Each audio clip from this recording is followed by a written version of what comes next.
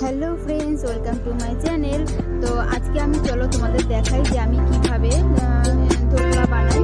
তো আমি এখানে বেসন নিয়ে নিয়েছি, তার সঙ্গে একটু সামান্য পরিমাণ চিনি, একটু লবণ আর একটু জল দিয়ে তার সঙ্গে একটু সাদা তেল অ্যাড করে দিয়েছি। তো ওখানে 10 মিনিট ওটা ঢেকে রেখে দেবো। আর আমি যেহেতু প্রেশার কুকারে করবো, যার জন্য ওখানে একটু অয়েল একটু লাগিয়ে নিই যাতে লেগে না যায়। তো আর 10 মিনিট পরে ওর সঙ্গে একটু ইনো দিয়ে দেবো। ইনোটা সুন্দরভাবে মিশিয়ে আমি প্রেশার কুকারের সঙ্গে ওটা দিয়ে দেবো। একদম দিনই আছে 10 থেকে 15 মিনিটের মধ্যে এটা রেডি হয়ে যায়। যেমন ঠিক কেক বানানো হয় ঠিক প্রসেসটা সেরকমই, শুধু আলাদা করা। তো এখানে যখন ওটা হয়ে গেছে আর আমি এটা সার্ভ করবো, একটা সিরাপ বানাতে হয়। তো সেটার সঙ্গে হালকা একটু তেলের মধ্যে সাদা তেল দিতে হবে।